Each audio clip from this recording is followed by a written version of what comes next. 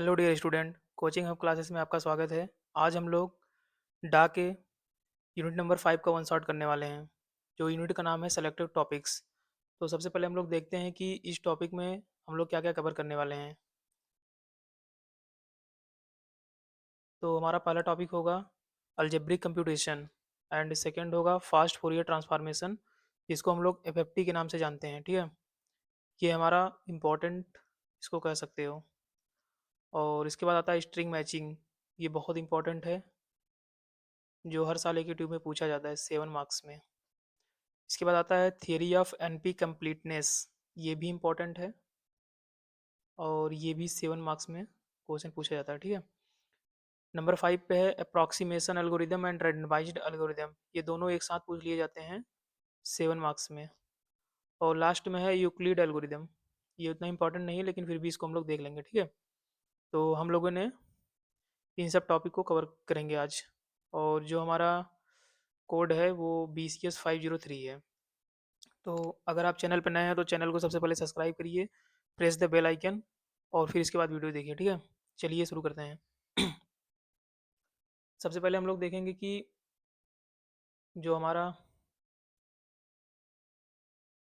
Algebraic computation है वो होता क्या है।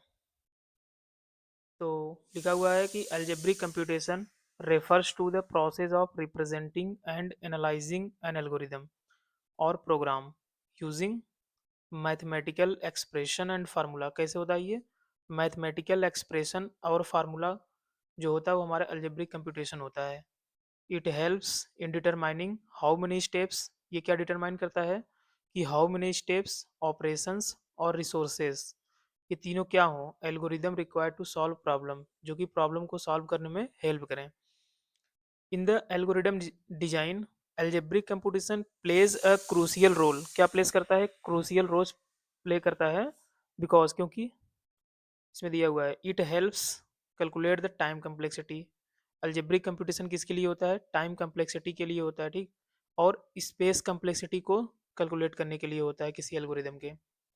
सेकेंड पे है it allows us to find the exact number of operation, और ये क्या फाइंड आउट करता है, exact number of operation in loops, loops के अंदर, कंडीशनल स्टेटमेंट के अंदर और इटरेटिव प्रोसेसेस के अंदर। एंड थर्ड नंबर पे है through algebraic expression we can optimise algorithm, algebraic expression के हिसाब से हम लोग एल्गोरिदम को क्या कर सकते हैं, ऑप्टिमाइज कर सकते हैं, choosing solutions that require less time and memory. ठीक, फोर्थ नंबर पे है it enables to predict the performance of an algorithm and design efficient and fast solution. कैसा होता है ये, एफिशिएंट और फास्ट सोल्यूशन होता है। फिफ्थ नंबर पे है it provides a mathematical model, ये क्या प्रोवाइड करता है, मैथमेटिकल मॉडल किसी भी एल्गोरिदम का, making it behaviour clear and minimising error, और क्या करता है, मिनिमाइज करता है एरर को। जैसे एग्जांपल में for summing an array of size N, किसी भी एन साइज के एरे का हम क्या कर रहे हैं, सम कर रहे हैं। For nested loop, nested loop के लिए। ठीक है, तो हम लोगों ने एक टॉपिक कंप्लीट कर लिया है। ये भी 7 मार्क्स में कभी कभी पूछता है अलजेब्रिक कंपटीशन क्या होता है। तो नेक्स्ट टॉपिक की तरफ बढ़ते हैं। नेक्स्ट टॉपिक है फास्ट फूरियर ट्रांसफॉर्मेशन, जिसको हम लोग एफएफटी भी कहते हैं। ये क्या होता है, इसमें हम लोग सबसे पहले डेफिनेशन देखते हैं कि डेफिनेशन इसका क्या है। तो है कि द फास्ट फूरियर ट्रांसफॉर्मेशन जो हमारा एफएफटी होता है एक इफिशिएंट एंड ऑप्टिमाइज्ड एल्गोरिदम होता है। कैसा होता है, एफिशिएंट और ऑप्टिमाइज्ड एल्गोरिदम होता है use to compute the discrete Fourier transformation, DFT किसके लिए होता है, DFT of a sequence. DFT क्या होता है, DFT is a mathematical tool, DFT क्या है, एक मैथमेटिकल टूल है। डिस्क्रीट फूरियर ट्रांसफॉर्मेशन क्या है, एक मैथमेटिकल टूल है जो कि कन्वर्ट करता है discrete signal from its time domain into the frequency domain. इसमें टाइम डोमेन से फ्रीक्वेंसी डोमेन में कन्वर्ट करने को ही क्या कहते हैं, डीएफटी कहते हैं। ठीक है, allowing us to analyse its frequency component. Direct computation of DFT requires big O of N square operation, कितना कम्प्लेक्सिटी लगता है, big O of N square operations लगते हैं, which becomes very slow for large sequence. FFT reduces this computational cost, किस में reduce कर देता है, big of N log N complexity में। ठीक है, by using the divide and conquer technique, किसके हिसाब से, डिवाइड और कॉन्कर मेथड के हिसाब से big O of N log N में कन्वर्ट कर देता है, exploiting the symmetry and periodicity properties of the DFT. In simple term अगर हम आसान शब्दों में कहें तो FFT is a fast method. FFT क्या है? एक फास्ट मेथड है टू एनालाइज सिग्नल्स मैथमेटिकली, ठीक है, which is widely used in algorithm design. किसमें यूज होता है? एल्गोरिदम डिजाइन में, सिग्नल प्रोसेसिंग इमेज में, एंड साइंटिफिक कंप्यूटिंग में, ठीक है। डिफिनेशन करने के बाद हम लोग देखते हैं कि इसका वर्किंग कैसे होता है। तो बेसिकली ये तीन चीज़ों पे वर्क करता है। फर्स्ट है डिवाइड पे, सेकंड कॉन्कर और थर्ड कंबाइन पे। तो डिवाइड मेथड क्या होता है? Divide is the step in which original problem, जो ओरिजिनल प्रॉब्लम होती है वो ब्रोकन डाउन इनटू स्मॉलर, छोटे छोटे सब प्रॉब्लम में क्या हो जाती है? डिवाइड हो जाती है सिंपलर सब प्रॉब्लम, ठीक है, that are easier to solve, जो कि ईजियर होती है सॉल्व करने के लिए। अब सेकंड नंबर पे आता है कि कॉन्कर मेथड क्या होता है। तो conquer is the step in which the smaller सब प्रॉब्लम, जो डिवाइड करने के बाद स्मॉलर सब प्रॉब्लम आती है उसको सॉल्व करता है इंडिपेंडेंटली, ठीक है, often recursively until they become simple enough to solve directly. Third पे आता है कंबाइन मेथड। कंबाइन क्या होता है? जब डिवाइड एंड कॉन्कर दोनों कंप्लीट हो जाते हैं तब हमारे कंबाइन मेथड आते हैं। कंबाइन क्या कहता है कि combine is the step, combine एक स्टेप जिसमें solution of the sub problem, जो सॉल्यूशन वाली सब प्रॉब्लम की है वो मर्ज हो जाती है, मतलब मर्ज होके कंबाइंड कर लेती है to the form of final solution of the original problem. जैसे मान लो कोई एक ऐसे प्रॉब्लम होता है तो इसको ये सब प्रॉब्लम में कन्वर्ट करता है। ये सब प्रॉब्लम जो होती हैं हमारी, ये कन्वर्ट होके एक मर्ज करके क्या बनाती हैं? कंबाइन हो जाती हैं, और ये वर्किंग है एफएफटी का, ठीक है। एक हमने एग्जांपल लिया है, फास्ट फोरियर ट्रांसफॉर्मेशन का एग्जांपल है। आप लोगों ने पिछले क्लास में भी इस इक्वेशन को पढ़ा होगा मैथमेटिक्स में। क्या है कि एक्स एफ, कोई एक्स जो फंक्शन एफ है वो इंटीग्रेशन हो रहा है माइनस इन्फिनिटी से infinity X T of E के power minus J two pi F T D T. तो इधर जो एफ एक्स ऑफ एफ है ये क्या हमारा है? ये है फ्रीक्वेंसी डोमेन रिप्रेजेंटेशन। ये एक फ्रीक्वेंसी है जो डोमेन रिप्रेजेंटेशन का फ्रीक्वेंसी है, ठीक है। और अंदर जो एक्स टी लिखा हुआ है ये टाइम डोमेन का सिग्नल है, और ऊपर जो पावर इतना है ये पूरा क्या है? फ्रीक्वेंसी है। और इसमें जो ये जो एफ है ये फ्रीक्वेंसी है, और बाकी जो पावर में है वो कम्प्लेक्स एक्सपोनेंशियल है, ठीक है। तो इसके बाद हम लोग चलते हैं थर्ड इसके एप्लीकेशन पे। एप्लीकेशन को देखते हैं कि कहाँ कहाँ यूज होता है। ये यूज होता है आपका भाई पॉलिनोमियल मल्टीप्लिकेशन में, सिग्नल प्रोसेसिंग में, इमेज प्रोसेसिंग में, साइंटिफिक कंप्यूटिंग में, एंड कम्युनिकेशन सिस्टम में, ठीक। अब ये हमारा खत्म हो गया। अब थर्ड यूनिट, थर्ड टाइप पे चलते हैं। हमारा थर्ड थर्ड जो हमारा पॉइंट है उस पर क्या है? String matching algorithm. ये बहुत इंपॉर्टेंट है, बहुत इंपॉर्टेंट है, ठीक है, वेरी इंपॉर्टेंट है। 7 मार्क्स में क्वेश्चन पूछता है ये। स्ट्रिंग मैचिंग है, 4 प्रकार के स्ट्रिंग मैचिंग होते हैं, चारों में से कोई भी एक आ सकता है या दो आ सकते हैं, ठीक है। तो स्ट्रिंग मैचिंग होता है क्या? सबसे पहले इसको देखते हैं। String matching is a fundamental concept. String matching क्या है? एक फंडामेंटल कंसेप्ट है इन विच, जिसमें एल्गोरिदम डिजाइन, जो एल्गोरिदम डिजाइन होती है, which involve the process of finding, क्या करता है? ये इन्वॉल्व करता है process of finding one string called the pattern. उसको क्या कहते हैं हम लोग? पैटर्न कहते हैं। With in an other string called text. एक पैटर्न होता है और दूसरा टेक्स्ट होता है, ठीक है। दो चीज गिवन होती है क्वेश्चन में। The main objective of string matching is to identify, main objective क्या होता है कि आइडेंटिफाई ऑल अकरेंस, जितने भी इसमें अकरेंस हो रहे हैं इसको आइडेंटिफाई करना of the pattern inside the text efficiently and accurately, ठीक। अब ये 4 प्रकार के होते हैं। कौन कौन से होते हैं? Types of the string matching. First है नाइवी स्ट्रिंग मैचिंग, सेकंड है robin carp string matching algorithm, and third नथ मॉरिस प्रैट केएमपी के नाम से जानते हैं, एंड फोर्थ है finite automata string matching algorithm, जो आपने प्रीवियस प्रीवियस क्लास में टफल में पढ़ चुके हैं आप लोग, ठीक। तो एक एक करके हम लोग पढ़ते हैं। सबसे पहले नाइवी स्ट्रिंग मैचिंग के बारे में समझते हैं कि नाइवी स्ट्रिंग मैचिंग होता क्या है। Naive string matching consist of finding occurrence of pattern in the text. Naive string matching जो होता है वो क्या कंसिस्ट करता है? Finding occurrence of pattern, pattern को फाइंड करता है टेक्स्ट, ठीक है। Naive algorithm find a valid shift, इसमें वैलिड शिफ्ट पॉसिबल होते हैं मैच में, वो दिखाता है। इसका एल्गोरिदम क्या है? नाइवी स्ट्रिंग मैचर्स हम लेते हैं सबसे पहले T and P. T and P का ले लेते हैं। फर्स्ट फर्स्ट हमारा रहेगा कि एन के अंदर कोई लेंथ डालेंगे जो टी, इसको ऐसे भी लिख सकते हैं N equal to T dot length, ठीक। इसको ऐसे भी लिखते हैं, यानी कि एन के अंदर टी का कोई लेंथ है एंड एम के अंदर पी का कोई लेंथ है। एक लूप चलाएंगे एस जो एन जीरो से एन माइनस एम तक चलेगा, एंड फोर्थ हमारा होगा डू वाइल लूप चलेगा, जिसके अंदर हम लोग पी 1 से एम तक और टी इक्वल होगा एस प्लस 1 से लेके एस प्लस एम तक चलाएंगे। फिर जब ये सारी चीज़ें हो जाएंगी उसके बाद हम लोग प्रिंट कर देंगे कि पैटर्न हमारा आकर हो गया, किस शिफ्ट पे कर हुआ है उसको बता देंगे। ठीक है, चलिए क्वेश्चन से हम लोग समझते हैं, इजीली समझ में आएगा आपको। तो क्वेश्चन से समझने के लिए सबसे पहले आपको दिया हुआ है कि सबसे पहले आप देखेंगे कि आपको इधर दिया हुआ है टी, मतलब टेक्स्ट दिया हुआ है A B B A B A, ठीक, एंड पैटर्न दिया हुआ है ए बी ए, ठीक है। तो सबसे पहले एस इक्वल टू जीरो पे हम लोग चेक करेंगे, एस इक्वल टू जीरो पे तो टी एंड पी को आपको एस्टीज लिख लेना है और उधर ऊपर नंबर लिख लेना है। इसमें होता क्या है कि जो ये पी पी के अंदर जो चीज़ दिया हुआ है ये मैच करना चाहिए टी के अंदर। अगर टी के अंदर एक एक एलिमेंट मैच कर गया तो लिख देंगे कि आप टी के अंदर मैच कर गया और ये वैलिड हिट है। तो एक एक एलिमेंट देखेंगे, फर्स्ट एलिमेंट इसका देखेंगे ए है और पी के अंदर भी ए है, यानी कि मैच कर गया। सेकंड बी है, ये भी बी है, मैच कर गया। थर्ड ए है, इसमें भी ए है, मैच कर गया। एंड फोर्थ में यहाँ पे बी है, यहाँ पे बी है और यहाँ पे ए है, तो ये मैच नहीं करेगा। तो मैच नहीं करेगा तो इसको कुछ इस तरीके से लिखेंगे और यहाँ पे लिख देंगे कि मिसमैच हो गया। ठीक, तो मिसमैच होने के कारण हम लोग अब सेकंड पे चलेंगे एस इक्वल टू वन पे। ये इसकी एक शिफ्टिंग करेंगे, यानी कि यहाँ से लेके अब दो से हम शुरू करेंगे। जब दो से शुरू करेंगे इस पूरे मैच को, देखेंगे यहाँ पे टू पे और ये वन पे है, इस पे देखेंगे तो ये बी है और ये यहाँ यही मिस मैच हो गया, तो ये भी रिजेक्ट हो जाएगा। अब थर्ड पे हम चलेंगे एस इक्वल टू टू पे। टू से मतलब टू वाले बाउंड्री से हम लोग शुरू करेंगे, टू वाले बाउंड्री शुरू करेंगे, यहाँ तक जाएंगे। इसमें देखना ये फर्स्ट ए है, सेकंड ए है, इसका भी मैच हो रहा है। ये बी है, इसमें बी है, मैच हो रहा है। ये बी है और ये यहाँ मिस मैच हो गया, तो हम लोग बोलेंगे कि ये मिस मैच हो गया, आगे बढ़ेंगे। तो एस इक्वल टू थ्री लेंगे। एस इक्वल टू थ्री मतलब थ्री के बॉर्डर से शुरू करेंगे यहाँ से और इसको इसके सामने लिख देंगे एस टीज। ये फर्स्ट बी है, ये भी ए है, यानी कि यही मिस मैच हो गया, यहाँ भी मिस मैच हो रहा है।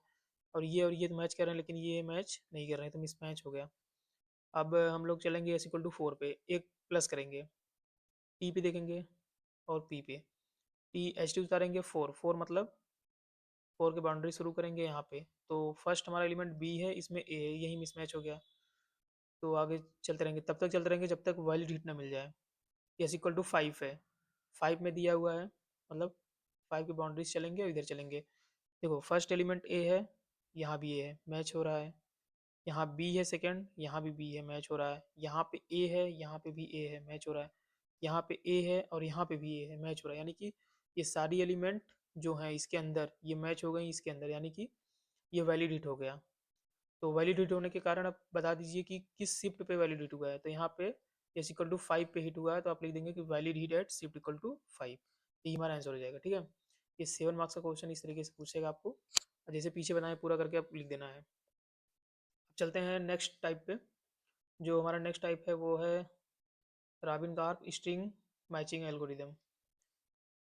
ठीक, ये क्या कहता है कि this algorithm match the pattern. ये एल्गोरिदम क्या मैच करता है, pattern in given text. Text आपको दिया होगा और हैश फंक्शन कोई दिया होगा। ठीक है, robin carp suggest the hash function by choosing random prime number. किसी रैंडम प्राइम नंबर को ये चूज करता है, उसमें क्यू दिया रहता है और कैलकुलेट करते हैं पी को 1 से m तक और उसका मॉड क्यू, यानी कि पी मॉडलो क्यू, कुछ इस तरीके से सॉल्व करते हैं। If hash value match and all the characters match with the pattern then it is a valid hit। तब ये क्या होगा, वैलिड हिट होगा। बट इफ हैश वैल्यू, जो हैश वैल्यू होगी मैच करे ऑल द कैरेक्टर से पैटर्न लेकिन मैच ना करे उसके टेस्ट से, तो उसको हम बोल देंगे कि स्प्रियस हिट है। अब इसका एल्गोरिदम पहले समझते हैं, फिर उसके बाद क्वेश्चन। एल्गोरिदम में दिया हुआ है कि रैबिन कार्प, सबसे पहले आपको इसे ले लेना है, Rabin Karp T and P. First में टी डॉट लेंथ एन में होगा, एम में पी डॉट लेंथ होगा और थर्ड में आएगा एच के power P equal to hash of P, let करेंगे आप। एंड फोर्थ में एच के power T equal to hash of T, ये भी लेट करना है। एक लूप चला लेना है for S equal to zero से एन माइनस एम तक लूप चला लेना। ठीक है, सिक्स नंबर में आएगा कि अगर एच के power P equal to H के पावर टी हो जा रहा है तो पी को एन से एम तक और टी को वन से एस माइनस एम तक चलाएंगे आप। और आठवें नंबर पे आता है प्रिंट कर देंगे पैटर्न जो हमारा है वो फाउंड हो गया। अगर एस की वैल्यू जो है वो less than N minus M है तो टेंथ नंबर पे एच के पावर टी हैश, मतलब आगे बढ़ते चलेंगे। ठीक है, क्वेश्चन समझते हैं इसको। क्वेश्चन आपके पास दिया रहेगा कि how many valid and spurious hit, कितने वैलिड और कितने सुप्रियस हिट हैं, found the for given text and pattern. Text और पैटर्न आपको दिया हुआ है और क्यू इक्वल टू 11 दिया हुआ है। ठीक है, इसमें बताना है कि कितने सुप्रियस और कितने वैलिड हिट हैं। तो टेक्स्ट इधर है एंड पी इधर है। टेक्स्ट किया हुआ है 3141592653589793, ये आपके पास टेक्स्ट है। And P equal to 26 mod क्यों दिया हुआ है और क्यों की वैल्यू इधर 11 दी है। तो गिवन में हमारा इधर दिया हुआ है P equal to 26 mod Q and P equal to 26 mod 11 लिख लेंगे, क्यू की वैल्यू एच टी यहाँ पर उतार देंगे, ठीक है। अब 26 मॉड 11 जब आप करेंगे, 26 मॉड 11 करेंगे तो क्या आएगा, रिमाइंडर बचेगा 4। ठीक, उसी रिमाइंडर को आपको लेना है। तो यहाँ पे पी इक्वल टू क्या आ गया, 4 आ गया। अब देखो यहाँ पे जो हमारा क्यू की वैल्यू है वो 2 डिजिट में है, 11 है तो 2 डिजिट में है। तो यहाँ जितने नंबर दिए हुए हैं सबको 2 डिजिट से मॉड करना है और 11 से मॉड करना है। ठीक, इसमें यही है बस, टू टू डिजिट को पिकअप करना है और उसको 11 से मॉड करना है। क्यों 2 डिजिट पिकअप करना है, क्योंकि यहाँ पे 11 जो हमारा दिया हुआ है ये 2 डिजिट में दिया हुआ है। ठीक, तो टेक्स्ट टेक्स्ट के अंदर आपको 2 डिजिट पिकअप करनी है। तो यहाँ पे 3 1 2 डिजिट हो गया, इसको मॉड करो 11 से तो रिमाइंडर क्या बचेगा 9। फिर 1 4 को करो तो रिमाइंडर क्या बचेगा 3। फिर 4 1 को करो 8, 1 5 को 4, फिर इधर 5 9, 2 डिजिट है तो 4 बचेगा, इधर 9 2 4, और फिर इधर 6 5 10, 5 3 9, 3 5 2, 5 8 3, मतलब 58 का जब 11 से मल्ट करेंगे तो 3 आएगा, 89 का करेंगे तो 1 आएगा, 97 का करेंगे तो 9 आएगा, 79 करेंगे तो 2 एंड 93 का 5। अब आपको करना क्या है, आपने जब यहाँ पे मॉड निकाला तो पी इक्वल टू 4 आया है, तो इसमें देखिए कि 4 रिमाइंडर कहाँ कहाँ आ रहा है। जहाँ जहाँ 4 रिमाइंडर आ रहा है उसको पहले आप लिख लीजिए।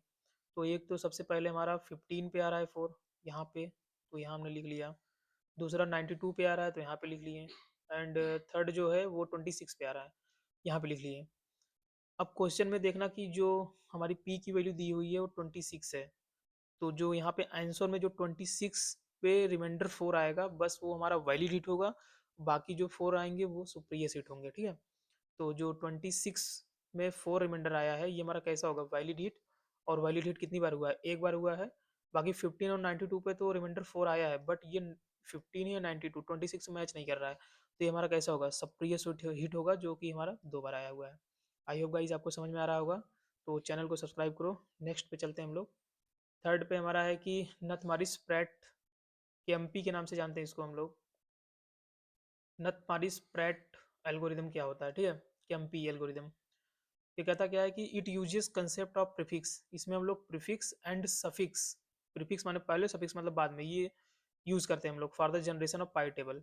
सबसे पहले इसमें हम लोग को पाई टेबल निकालना होता है बस पूरा, उसके बाद क्वेश्चन सॉल्व हो जाएगा। तो एल्गोरिदम क्या कहता है कि के एम पी मैचर लेंगे, टी एन पी लेट करते हैं। फर्स्ट में हम लेट करेंगे कि एन की वैल्यू जो है टी डॉट लेंथ है एंड एम की वैल्यू जो है ये पी डॉट लेंथ है। एंड थर्ड में पाई, पाई की जो वैल्यू है कंप्यूट प्रीफिक्स फंक्शन, यानी कि पाई टेबल जो हम लोग निकालेंगे वो है। फोर्थ में क्यू इक्वल टू जीरो रखेंगे। 5 में एक लूप चलाएंगे आई इक्वल टू 1 से एन तक, कहाँ से 1 से एन तक चलाएंगे।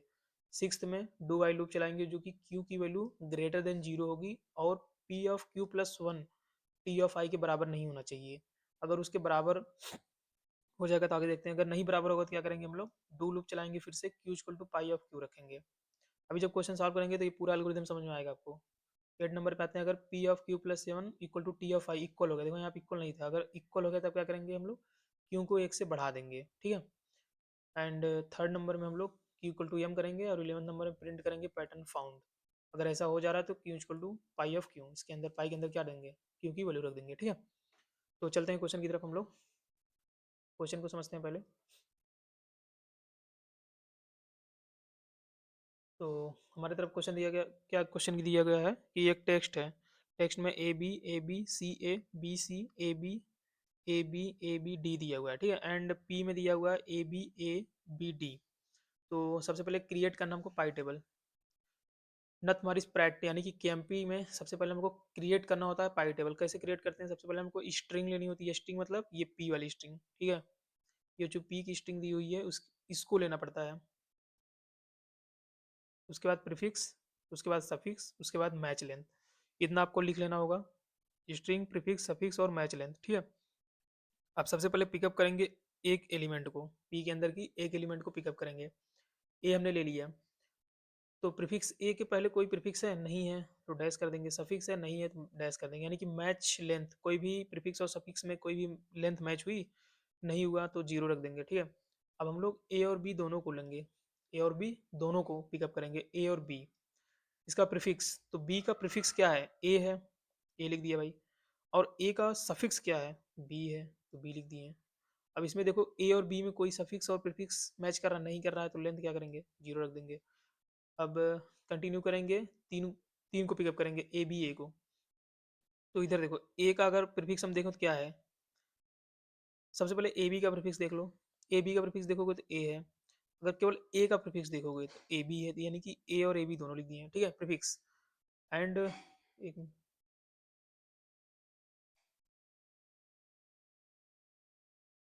एंड अब देखते हैं इधर, अगर हम लोग ए बी को पकड़ें तो इसका सफिक्स क्या है, ए है, अगर केवल ए को पकड़े तो सफिक्स क्या है, बी है, ठीक है। इसमें देखो ए और ए दोनों मैच कर गया यानी कि लेंथ वन हो गया, ठीक। अब हम लोग एक एलिमेंट को पिकअप करते हैं, चारों को, ए बी, तो इसमें अगर इतने का देखें, इतने का लेंथ तो ए रहेगा, फिर उसके बाद अगर इतने का देखें तो बी, यानी कि ए बी आ जाएगा प्रीफिक्स, और बी का प्रीफिक्स देखें तो ए बी ए आ जाएगा, तो एच लिख देंगे, ठीक है। उसी तरीके से सफिक्स भी लिख देंगे, अगर ए का देखें, इतने ए बी ए का देखें प्रीफिक्स तो बी है, सफिक्स देखें तो बी है, और ए बी का देखें तो ए बी है, ए का देखें तो ए बी है, लिख दिए। इसमें देखो दोनों में सफिक्स और प्रीफिक्स में कितने मैच लेंथ कर रहे हैं, जो है लेंथ ए है बी है नहीं कर रहा है, ए बी है कर रहा है, और ए बी नहीं कर रहा है, तो ए बी कर रहा है, इसमें मैच लेंथ कितनी है, दो, तो यहाँ पे दो लिख देंगे, ठीक है। उसी तरीके से चारों जब लेंगे हम लोग, पाँचों पाँचों लेने के बाद इसका प्रीफिक्स निकालिए, सफिक्स निकालिए, तो कोई भी मैच नहीं कर रहा तो जीरो ले लेंगे, ठीक है। सबसे पहले हमको ये टेबल बना लेनी है, टेबल बनाने के बाद हम आगे क्या करेंगे कि एक और टेबल बनाएंगे, पी जो हमारी दी हुई है और जो हमारी पाई टेबल दी है, पाई हमने कैलकुलेट कर लिया इधर, इसको कैलकुलेट कर लिया, 0 0 1 2 0 है, तो उसके सामने लिख देंगे 0 0 1 2 0, ठीक है। इतना लिखने के बाद अब हम लोग देखेंगे कि इधर जो हमारा टेक्स्ट दिया हुआ है ये हमारा क्या है, टेक्स्ट है, तो ये हमारी क्या है, पी की वैल्यू है, ठीक। टेक्स्ट को एच टी लिखेंगे, पी को एच टी लिखेंगे, उसके ऊपर नंबरिंग कर देंगे 1 से लेके 15 तक। फिर अब फर्स्ट में चलेंगे, फर्स्ट पी वन को पकड़ेंगे, यानी कि ए वाली की वैल्यू पकड़ेंगे, और इधर वन को पकड़ेंगे, ठीक है। तो इसको हम लिखेंगे पी वन टी वन जब लिखेंगे तो इसमें हमारी क्या है, पी वन में ए है, टी वन में भी ए है, दोनों मैच कर रहा है तो ए मैच कर रहा है लिख देंगे, ठीक है। उसके बाद सेकंड पे आएंगे, पी टू में बी है, टी टू में भी बी है, ठीक है, तो दोनों मैच कर रहे हैं लिख देंगे, जब तक मैच करेंगे तब तक लिखते चलेंगे हम लोग।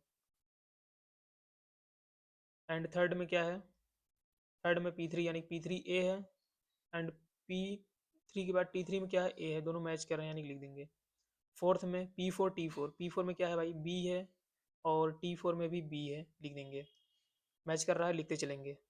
अब नेक्स्ट एक एक इंक्रीमेंट कर रहे हैं हम लोग, पी फाइव में देखो डी है, टी फाइव में देखो सी है, यानी कि डी और सी दोनों मैच नहीं कर रहे हैं, तो क्रॉस करेंगे, और p की वैल्यू जो है पाई प्लस वन करेंगे, देखो कैसे करते हैं। तो मैच नहीं करने के बाद यहाँ पे देखो डी किस पे आ रहा है, लेंथ जीरो पे, यानी कि P of pi plus one करेंगे हम लोग, पी ऑफ डी की वैल्यू क्या आ रही है, जीरो आ रही है, तो इसके जस्ट बगल में हम लोग देखेंगे, उसके जस्ट बगल में देखेंगे कौन सी लेंथ है, लेंथ कितना है, टू है, तो टू प्लस वन करेंगे थ्री, ये चीज़ समझो पहले। सबसे पहले हम लोग देखेंगे कि जहाँ पे मैच नहीं कर रहा है, कहाँ पे मैच नहीं कर रहा है, P5 T5, यानी कि P5 में क्या है, लेंथ जीरो है, उसके जस्ट बगल वाले का लेंथ देखेंगे कितना है, टू है, तो P of two plus one करेंगे, P of two plus one करेंगे तो कितना होगा, थ्री, यानी कि अब हम लोग P3 पे जाएंगे, तो P3 पे जाओ, तो यहाँ पे क्या है, A है, यानी कि P3 पे जाने के बाद देखना यहाँ पे वैल्यू हमारी A मिलेगी, ठीक है। तो अब हम लोग कहाँ से, P3 से चालू करेंगे फिर से, जो पी की वैल्यू 5 थी अब वो अपडेट होके कहाँ से हो गई, P3 से, यानी कि हम लोग P3 से चालू करेंगे, और T5 को एच टी रखेंगे, फाइव को थ्री से चेंज करेंगे, P3 T5 में देखेंगे, P3 में क्या है, ए है, T5 में सी, अभी भी मैच नहीं कर रहा, फिर वही काम करेंगे, T5 को अब अगर दोबारा नहीं मैच कर रहेगा तो T5 को इंक्रीमेंट करेंगे, यानी कि टी को इंक्रीमेंट करेंगे वन से, टी या फाइव प्लस वन से, तो P3 एच टी रहेगा, T5 को T6 कर देंगे, यानी कि P3 कितना है, ए है, T6 कितना है, ए है, मैच कर रहा है लिख देंगे। अब 8 नंबर पे चलेंगे, 8 नंबर पे P4 T7, ठीक है, P4 कितना है हमारा, बी है, T7 कितना है, बी है, ये भी मैच कर रहा है, लिख देंगे। 9 पे चलेंगे यानी कि P5 T8 पे चलेंगे अब। P5 कितना है, डी है, T8 कितना है, सी है, मैच नहीं कर रहा है यानी कि क्रॉस करेंगे और P of pi plus one यानी कि P5 पे जाओ, जीरो है, जस्ट बगल वाले को देखो कितना है, टू है, टू प्लस वन करो थ्री, यानी कि अब P3 से शुरू करेंगे, फिर से अपडेट हो गया P3 और T8।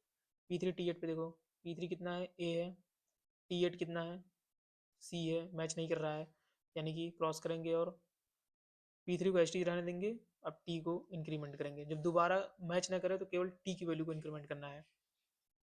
टी की वैल्यू को इंक्रीमेंट करोगे तो T9 आ जाएगा। तो P3 T9 देखो, P3 कितना है, ए है, T9 कितना है, ए है, ए और ए मैच कर गया भाई, ठीक है, लिख देंगे। अब नेक्स्ट P4 T10 देखेंगे, P4 में बी है, T10 में बी है, बी और बी क्या कर रहा है, मैच कर रहा है, लिख देंगे। नेक्स्ट P5 T11, P5 में डी है, T11 में ए है, मैच नहीं कर रहा है तो क्रॉस करेंगे और P of pi plus one करेंगे, ठीक है। तो P3 आ जाएगा उसी हिसाब से। तो P3 P5 को 3 से और T11 के एच टी रहने देंगे पहले बार में। तो P3 में कितना है हमारा, P3 में ए है, T11 में ए है, मैच कर गया, लिख देंगे। फिर P4 T12, P4 में बी है, T12 में बी है, दोनों मैच कर गया, लिख देंगे। P5 T13, P5 में डी है, T13 में ए है, मैच नहीं कर रहा है यानी कि P of pi plus one that is P3 आएगा। तो P3 से T13 चलेंगे, P3 कितना है, ए है, T13 पे ए मैच हो रहा है तो लिख देंगे। फिर इसके बाद P4 T14, P4 पे कितना है, बी है, T14 पे बी है, भी मैच कर रहा है, लिख देंगे। फिर नेक्स्ट P5 T15, P5 पे डी है, T15 पे डी है, यानी कि पूरा हमारा कंप्लीट हो गया P5 T15। जब पूरा कंप्लीट हो जाएगा तो इस वाले वैल्यू को पकड़ो, P5 T15 यानी कि इसका 15 और इसका 5, दोनों में सब्ट्रैक्ट करने पे हमारा क्या बच रहा है, 10, यानी कि 10 आ रहा है। जब ये बच रहा है 10, तो 10 के बाउंड्री पे जाओ, 10 का बाउंड्री ये है, तो इधर के जितने भी एलिमेंट हैं वो सब मैच कर रहे होंगे पी से, देखो मैच कर रहे हैं, यानी क्या क्या है, A B A B A B D, इधर भी क्या है, A B A B D. तो इस तरीके से इस क्वेश्चन को सॉल्व करेंगे, ठीक है। आई होप गाइस आपको समझ में आ रहा होगा। अब हम लोग फोर्थ नंबर पे चलते हैं, फाइनाइट ऑटोमेटा। फोर्थ नंबर पे हमारा फाइनाइट ऑटोमेटा है, ये भी इंपॉर्टेंट है, ठीक। तो फाइनाइट ऑटोमेटा आप लोग पढ़ चुके हैं नेक्स्ट क्लास में, टफल में।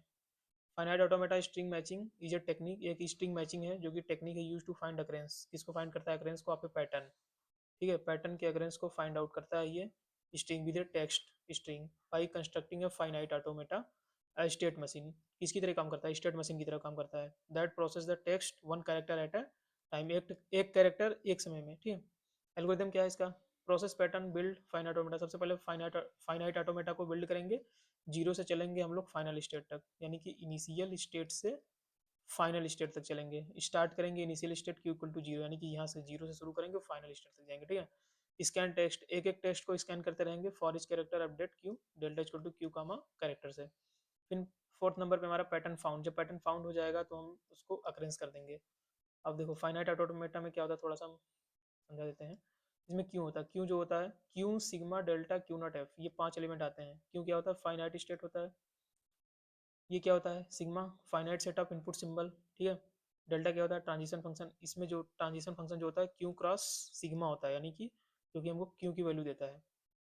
एंड क्यू नॉट क्या होता है, इनिशियल स्टेट, एफ क्या होता है, फाइनल स्टेट, ठीक है। इस तरीके से हमारा फाइनाइट ऑटोमेटा होता है। इसका क्वेश्चन क्वेश्चन आपको दिया रहेगा पी एंड टी, मैं समझा देता हूँ, इसको आप लोग पढ़ चुके हैं तो इसमें टाइम वेस्ट नहीं करते हैं, आगे चलेंगे, ठीक है। तो पी और टी दोनों दिए रहेंगे, तो आपको पी को पिकअप करना है, पी को पिकअप करना है, फाइनाइट ऑटोमेटा बनाना है। तो कहाँ शुरू करेंगे, जीरो शुरू करेंगे, देख लीजिए कितना करेक्टर है, एक दो तीन चार, एक दो तीन चार पाँच छः सात करेक्टर है, यानी कि जीरो से सेवन तक चलेंगे। तो जीरो से सेवन तक पहले आप बना लीजिए इसको, जीरो से वन, वन से टू, टू से थ्री, थ्री से फोर, फाइव सिक्स सेवन, ठीक है, यहाँ तक बना लीजिए। अब जिसमें इसमें देखिए पहला करेक्टर ए है, दूसरा बी, तीसरा ए, ऐसे है ना। तो एक एक करेक्टर को इस पर पिकअप कर दीजिए, ए बी ए बी ए सी ए, सबको कर दिए। फिर आप इतना करने के बाद आपको प्रीवियस में जितना आप लोग पढ़े हैं फाइनाइट ऑटोमेटा के बारे में उसी का कंसेप्ट लगा देना है, बाकी इसको कंस्ट्रक्ट कर देना है, यहाँ तक आपका ओवर हो जाएगा, ठीक है। तो हम बताते नहीं क्योंकि ये हो चुका है पहले ही, पढ़ चुके हैं, तो नेक्स्ट टॉपिक पे चलते हैं। जो हमारा नेक्स्ट टॉपिक है वो है theory of NP completeness. Important topic है, हर साल पूछा जाता है, ठीक है, 7 मार्क्स में, वेरी इंपॉर्टेंट, हर साल पूछा जा रहा है, ठीक है। क्या है, सबसे पहले इसमें हम पढ़ेंगे पी क्लास क्या होती है, उसके बाद एनपी क्लास क्या होती है, और आगे 3-4 टॉपिक और हैं। पी क्लास क्या होती है, the P in the P class stand for polynomial time. P किसके लिए बना है, पॉलिनोमियल टाइम के लिए बना है, ठीक है। And it is the collection of decision, ये किसका कलेक्शन होता है, डिसीजन प्रॉब्लम। प्रॉब्लम क्या हो सकती है, यस या नो आंसर में, ठीक है। That can be solve by deterministic, कैसे सॉल्व किया जा सकता है इसको, deterministic machine in a polynomial time. इसका फीचर्स क्या होते हैं, फर्स्ट है कि the solution of P problem is easy to find, जो पी प्रॉब्लम होती है उसको फाइंड आउट करना बहुत ईजी होता है। सेकंड होता है P is often a class computational problem that are solvable and tractable. Solvable होता है भाई, और ट्रेसेबल होता है, ठीक है, ट्रेसेबल होता है। ट्रेसेबल का मतलब क्या होता है, that means the problem can be solve theory as well as in the practice, यानी कि थियोरेटिकल भी और प्रैक्टिकल भी आप लोग सॉल्व कर सकते हैं। But the problem that can be solve in the theory, जो हम लोग प्रॉब्लम थियरी में सॉल्व करते हैं but not in practice, is known as intractable, यानी कि जो हम लोग केवल सॉल्व कर सकते हैं लेकिन उसका प्रैक्टिस नहीं करते, उसको हम लोग इन ट्रेसेबल बोलते हैं, और जो दोनों करते हैं उसको हम लोग ट्रेसेबल बोलते हैं। अब सेकंड पे आते हैं, एनपी क्लास क्या होती है। The NP in the class, जो एनपी क्लास होती है क्या स्टैंड करती है, non deterministic polynomial time. NP polynomial time यानी कि non deterministic polynomial time. It is a collection of decision, ये किसका कलेक्शन होता है, डिसीजन का problem that can be solve bye a non deterministic machine polynomial time, ठीक है। इसका फीचर्स क्या है, the solution of the NP class might be hard to find since they are being solved by a non-deterministic, ठीक है, machine, but the solution are easy to verify, easy करना, easy होता है वेरीफाई करने में। Second क्या है, problem of NP can be verified bye deterministic machine in polynomial type, ठीक है। ये क्या हो गया हमारा एनपी, यानी कि हम लोग दो थियरी ऑफ एनपी कंप्लीटनेस में हम लोग ने पहला पी क्लास दूसरा एनपी क्लास दोनों कंप्लीट कर लिया है। आगे चलते हैं, आगे हमारा सी यू एन पी है। सी यू एन पी क्या होता है, कंप्लीमेंट ऑफ एनपी क्लास। जो एनपी क्लास अभी पढ़े उसका कंप्लीमेंट, उसका कंप्लीमेंट क्या है, C U N P stands for the complement of NP class. It means if the answer to a problem in C U N P is no, यानी कि नहीं, नहीं आंसर आता है, नो आंसर आता है, then there is a proof, तो उसका प्रूफ होता है that can be check by polynomial time. कैसे चेक किया जा सकता है, पॉलिनोमियल टाइम। फीचर्स क्या होते हैं इसके, इफ ए प्रॉब्लम, अगर कोई प्रॉब्लम एक्स है in the N P non deterministic polynomial में, then it is complement of X, तो वो किसका कंप्लीमेंट होगा, एक्स का, जिसको हम लोग सी ओ एन पी कहेंगे, जिसको हम लोग क्या कहेंगे, सी ओ एन पी।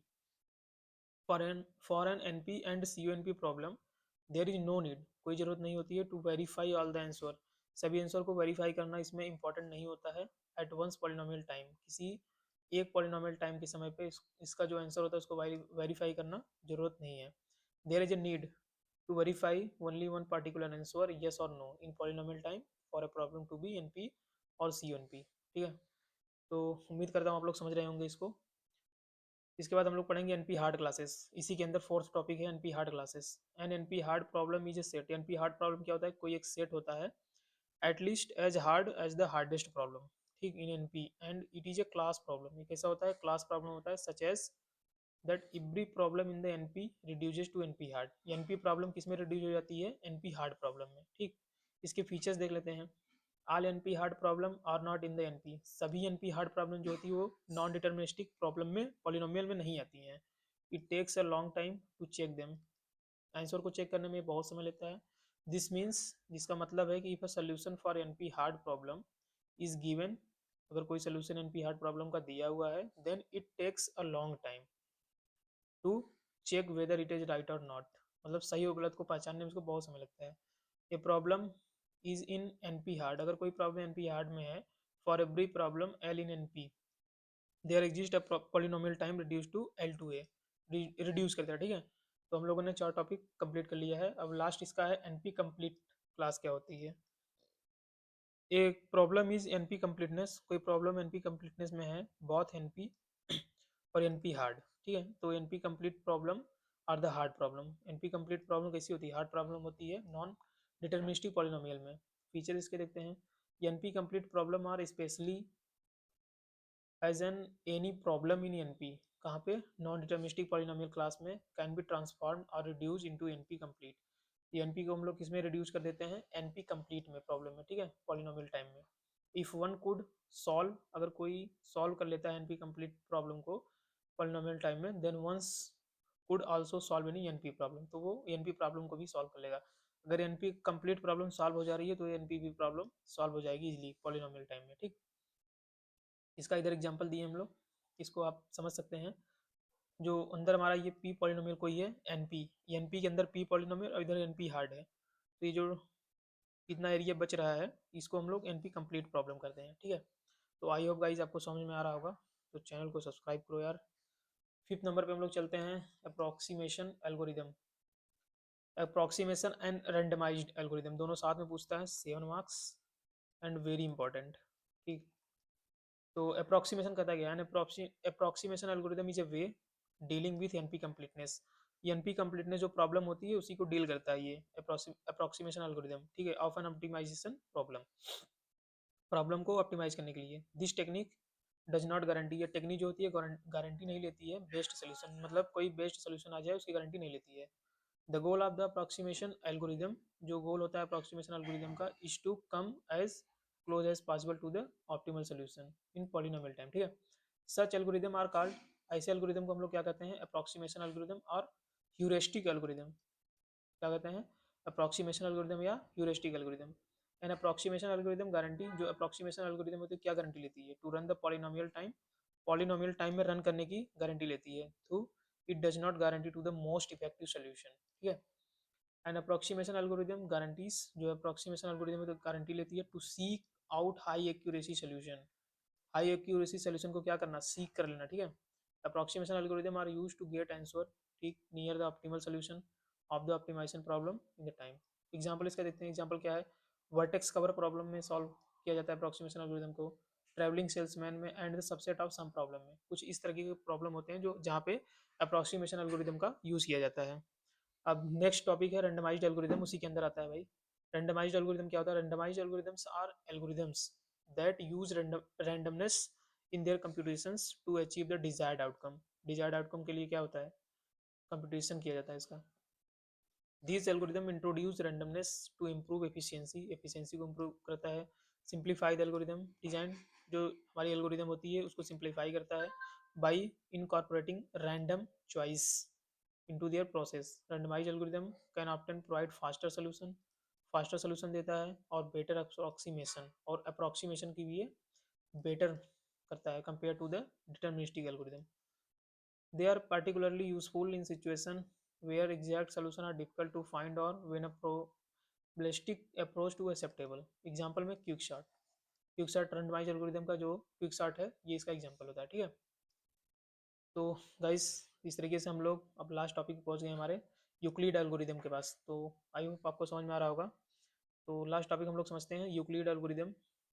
मान लीजिए अगर ये पूछेगा तो 2 मार्क्स में पूछ सकता है, क्या होता है, it is use to find greatest common divisor. ये हमें जीसीडी को फाइंड करने के लिए हम लोग यूक्लिड एल्गोरिदम का यूज करते हैं। 2 नंबर, जैसे मान लीजिए ए और बी कोई नंबर 2 दिया है तो उसको फाइंड आउट करने के लिए हम लोग यूक्लिड एल्गोरिदम का यूज करते हैं जीसीडी फाइंड करने के लिए। तो एल्गोरिदम क्या होता है हमारा, एल्गोरिदम एल्गोरिदम है कि अगर b इक्वल टू जीरो है, b की वैल्यू जीरो है तो रिटर्न कर देंगे a को, अगर जीरो नहीं है तो a मॉड b करेंगे पहले और b को एज चीज रहने देंगे। तो क्वेश्चन समझते हैं इसको। करा कि find the GCD of the number, क्या दिया हुआ है 30 एंड 21 यूजिंग यूक्लिड एल्गोरिदम।